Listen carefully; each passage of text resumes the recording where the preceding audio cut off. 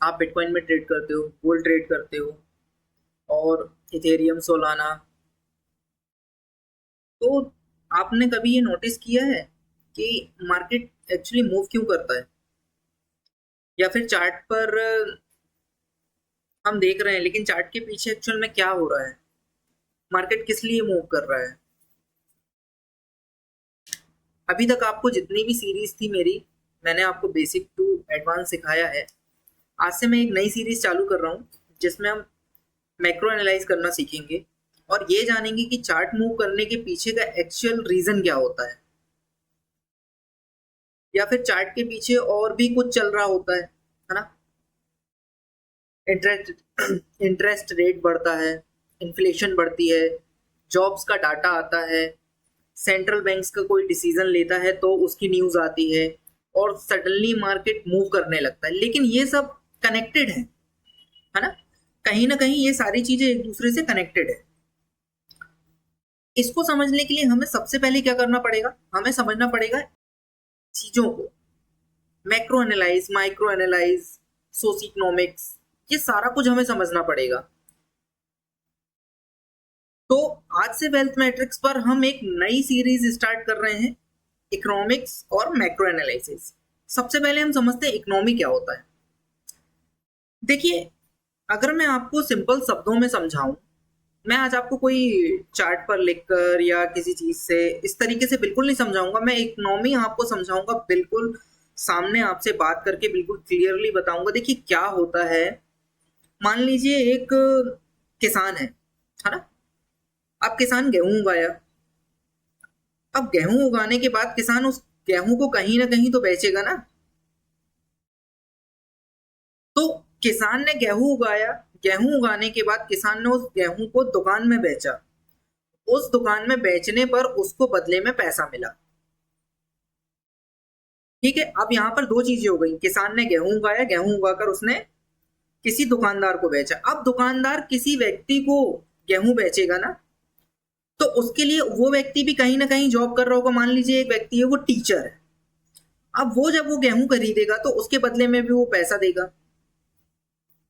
तो अब यहां पर घूम फिर कर बात क्या आ गई है? सिर्फ एक चीज की, मनी रोटेशन, मतलब पैसे का घूमना ही इकोनॉमी कहलाता है। जितना ज्यादा पैसा घूमेगा उतनी ज्यादा इकोनॉमी हमारी बढ़ेगी। बिल्कुल सीधे शब्दों में मैं आपको बताऊं तो अब यहाँ पर क्या होता है कि कई बार ये लगता है कि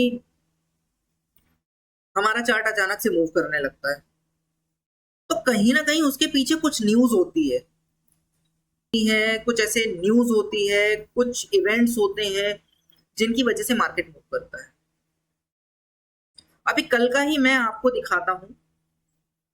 आप ये देखो, ये बिटकॉइन का चार्ट है और कल मैं आपको यहाँ पर मूव दिखाता हूँ बिटकॉइन का। कल मैंने इस जोन को मार्क किया हुआ था क्योंकि मुझे एक पुल बैक मिला था और मैं पुल बैक पे काम करता हूँ। तो उस तरीके से मेरा ये एक मार्क था कि यहाँ से अगर मेरा प्राइस अपसाइड पर जाता है तो फिर मैं एक यहाँ पर ट्रेड का प्लान करूंगा। और कल एफओएमसी की एक ट्रेजरी थी, तो जैसे ही ये न्यूज मार्केट में आई ना, आप बिटकॉइन में मूव देखो। बिटकॉइन मैं बता रहा हूं, यहां से आप इतने 2 महीने 3 महीने से बिटकॉइन जो एक रेंज पर काम कर रहा था, उसने अचानक से अपना रेंज तोड़ दिया, सिर्फ न्यूज पर। अब उस न्यूज में क्या था कि बॉन्ड यील्ड्स जो होते हैं उनको डबल किया जाएगा। मतलब अगर कोई बॉन्ड 2 ट्रिलियन का है तो उसको 4 ट्रिलियन किया जाएगा, क्योंकि ऐसा एक ऐलान किया गया कल यूएस ट्रेजरी की तरफ से। जब उस यूएस ट्रेजरी की तरफ से ये ऐलान हुआ ना, उसके बाद से मार्केट सडन भागना चालू किया और मार्केट ने भागते भागते पूरे 4500 पॉइंट का रन किया यहाँ पर। एक्चुअल में सिर्फ ट्रेजरी की एक ऐलान की वजह से। अब क्या होता है, यील्ड बॉन्ड जो होते हैं ना, उनमें ये होता है कि यील्ड बॉन्ड अगर बढ़ रहे हैं तो सबसे मेन ये होता है कि वो स्टॉक मार्केट के लिए पॉजिटिव होता है, वो स्टॉक मार्केट के लिए पॉजिटिव होता है। और कल यही हुआ, स्टॉक मार्केट के लिए पॉजिटिव था वो न्यूज, तो मार्केट 4500 पॉइंट भागा। मैं आपको इसका बता रहा हूं, आप गोल्ड देखो, गोल्ड भी कल बहुत अच्छा भागा। ये देखो आप गोल्ड देखो, गोल्ड में कल मैं यहां पर पोजीशन बनाकर बैठा हुआ था, क्योंकि ये एक मुझे पुल बैक मिला, यहां से एक ये रेजिस्टेंस फेस कर रहा था, ये वाला, और इस रेजिस्टेंस का क्रॉस ओवर मुझे मिला था इस छोटी ग्रीन कैंडल का। ये जो ग्रीन कैंडल है, ये वाली, इस कैंडल पर मैंने एंट्री का प्लान किया था, क्योंकि यहां से एक पुल बैक आया। पुल बैक आने के बाद मेरा प्लान बिल्कुल यहां पर था कि मैं यहां से एक अपसाइड का ट्रेड का प्लान करूंगा। और आप यकीन नहीं मानोगे, ये ट्रेड मेरा यहां पर एंट्री बनाने के बाद और उस यील्ड बॉन्ड की उसी समय पर न्यूज आई, इस मूव को मैंने यहां तक कैप्चर किया है। तो ये मूव क्यों आते हैं? मार्केट में मैक्रो एनालाइज करना हमें इसलिए जरूरी होता है क्योंकि मैक्रो एनालाइज करने के बाद हम मार्केट में अच्छे से सरवाइव कर सकते हैं।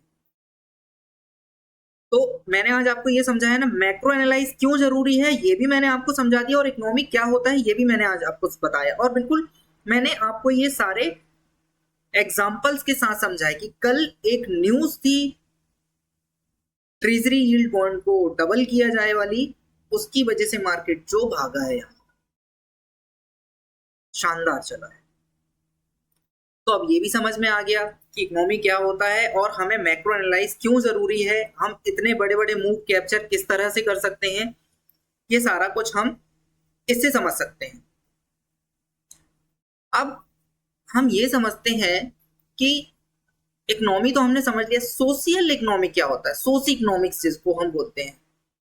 तो एक्चुअल में सोशि इकोनॉमिक्स जो होता है मेरे भाइयों, मैं मार्केट में कितना पैसा खर्च कर रहा हूं, मतलब मैं महीने में अपने एक्सपेंस, मतलब मेरे खर्चे जो हैं, मैं जितना ज्यादा खरीदूंगा उतनी ज्यादा, देखो लोग जितना ज्यादा खरीदेंगे उतनी महंगाई बढ़ेगी, ये बिल्कुल क्लियर है। आज अगर मैं मार्केट में पैसा डाल रहा हूं तो मैं जितना पैसा मार्केट में खरीदूंगा, जितना मैं सामान खरीदूंगा, जितनी मैं चीजें खरीदूंगा, मैं घर के यूज की चीजें खरीदूं या घर बनाऊं, कुछ भी करूं, तो मैं कहीं ना कहीं खरीद रहा हूं ना, और मैं पैसा मार्केट में ही दे रहा हूं। तो सीधा सा रीजन ये है कि अगर मैं ज्यादा खरीदूंगा, मार्केट ज्यादा भागेगा, उसकी वजह से क्या होगा, जब हम ज्यादा खरीदते हैं तो डिमांड ज्यादा बढ़ती है, डिमांड ज्यादा बढ़ती है तो सप्लाई बढ़ती है, और सप्लाई ज्यादा बढ़ती है तो प्रोडक्शन ज्यादा होता है। जब प्रोडक्शन ज्यादा होगा तो कंपनियां ग्रो करेंगी, जब कंपनी ग्रो करेंगी तो उनको जॉब ज्यादा निकालनी पड़ेगी, जॉब ज्यादा आएंगी, इन्फ्लेशन ज्यादा होगा, महंगाई बढ़ेगी क्योंकि, और अनएम्प्लॉयमेंट जो है वो थोड़ा सा कम होगा जब हम खरीदेंगे। लेकिन इनके साथ एक चीज भी होती है, जब महंगाई बढ़ती है ना तो रिसेशन का डर भी होता है। उसमें ये डर भी होता है कि ऐसा ना हो कि कहीं मेरी जॉब चली जाए, इतनी महंगाई है, मैं कैसे करूंगा, क्या करूंगा। तो इन सबको जब देखिए, एकदम से जब महंगाई बढ़ती है ना, तो इन सबको कवर अप करने के लिए भी एक बना हुआ है जिसको हम बोलते हैं आरबीआई। आरबीआई हमारा इन्फ्लेशन, अनएम्प्लॉयमेंट, इन सब पर नजर बनाकर रखता है। जब भी महंगाई ज्यादा बढ़ती है ना, तो आरबीआई क्या करता है, रेट डिसीजन लेता है, बैंक्स के रेट कट करने का डिसीजन लेता है। उससे क्या होता है कि रेट कट होंगे, सीधा सिंपल, रेट कट होंगे, लोगों को लोन कम मिलेगा, जब लोन कम मिलेगा, कंपनीज को लोन कम मिलेगा, तो प्रोडक्शन कम होगा, लोग पैसा कम खर्च करेंगे, तो उससे हमारी महंगाई कम होगी। क्यों? महंगाई कम होने का सीधा सा रीजन मैं आपको बताता हूं क्या है। अब मान लीजिए मार्केट में एक पेन है, उस पेन को खरीदने वाले 100 लोग हैं और केवल वो पेन 10 है, तो मैं क्या बोलूंगा आपसे कि भाई मेरा ये पेन है ना, मैं 50 रुपए का बेचूंगा। 10 लोग मना कर देंगे लेकिन 90 लोग अभी भी खड़े होंगे वहां कतार में खरीदने वाले, क्योंकि मैं महंगा बेच रहा हूँ। क्यों? क्योंकि डिमांड ज्यादा है।